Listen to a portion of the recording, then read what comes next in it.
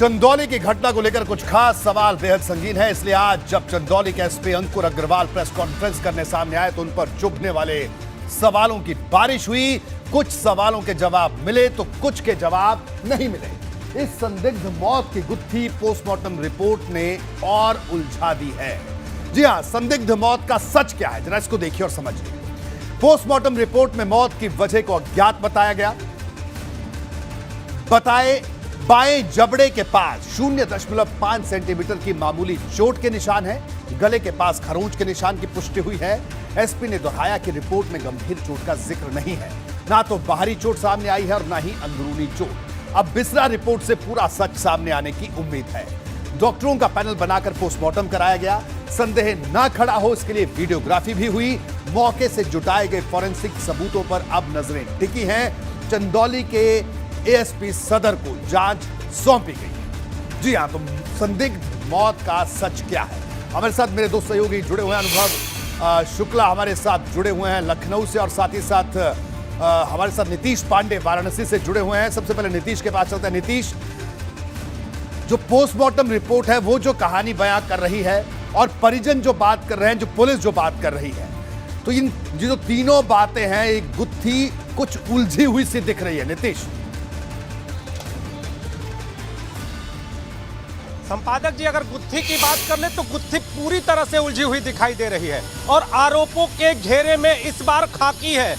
जो समाज के रक्षक हैं उन पर भक्षक होने का आरोप लग रहा है। सवाल यह है कि आखिर जो चंदौली पुलिस है अगर आरोपी को अरेस्ट करने गई थी तो परिवार के साथ मारपीट जैसे आरोप क्यों आए?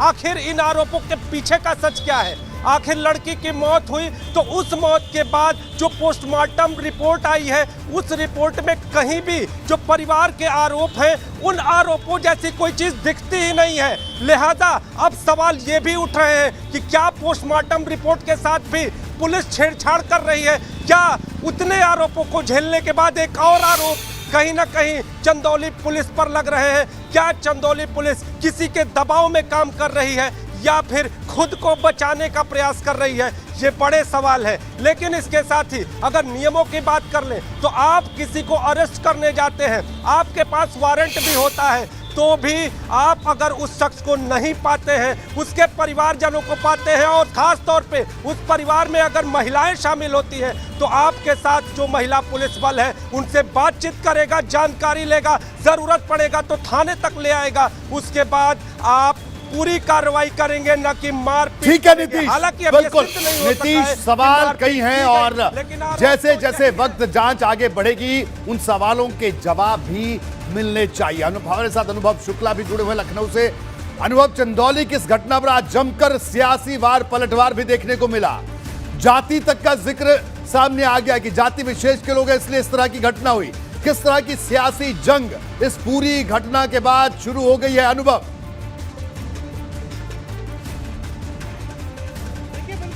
पूरी घटना को अगर हम कहें, चंदौली की जो वारदात हुई उसको लेकर यूपी में हम देखें तो सियासत शुरू हो गई है।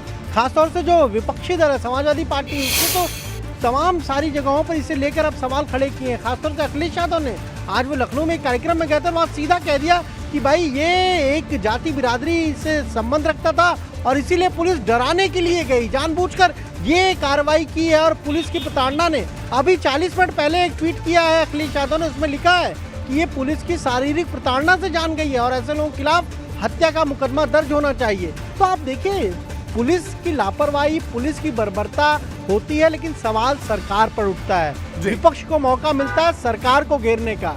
ये घटना हुई, गोरखपुर की घटना आप देखिए, वहां पर भी पुलिस की बर्बरता थी, चंदौली में भी पुलिस की बर्बरता है। अगर आप गैंगस्टर के यहाँ दबिश देने जा रहे हैं तो आखिर ऐसा क्या हो जाता है कि थोड़ी देर बाद उसकी जो बेटी है उसकी लाश मिलती है? परिवार तो सीधा सीधा आरोप पुलिस पर लगा रही है कि पुलिस ने ही ये किया है, और जबकि जिसे गैंगस्टर बताया जा रहा है वो उस वक्त वहाँ था भी नहीं। तो पुलिस के मुखबिर तो इतने हम कहें हर जगह होते हैं, उन्होंने तो पहले सूचना दी होगी कि वो गैंगस्टर है या नहीं है, और इसीलिए अब ये सवाल खड़े हो रहे हैं किन संदिग्ध परिस्थितियों में जान गई। अखिलेश यादव ने साफ तौर पर कहा कि उसकी जो जाति थी कन्हैया यादव, इसी वजह से पुलिस वहां गई और वहां इस तरीके से प्रताड़ित किया कि जान ले ली। थोड़ी देर पहले जो ट्वीट किया उसमें तो साफ तौर से लिखा है कि पुलिस ने शारीरिक प्रताड़ना दी है। जी, बिल्कुल बिल्कुल अनुभव, तो ये अपने आप में बड़ी बात है। आप हमारे साथ बने रहिए।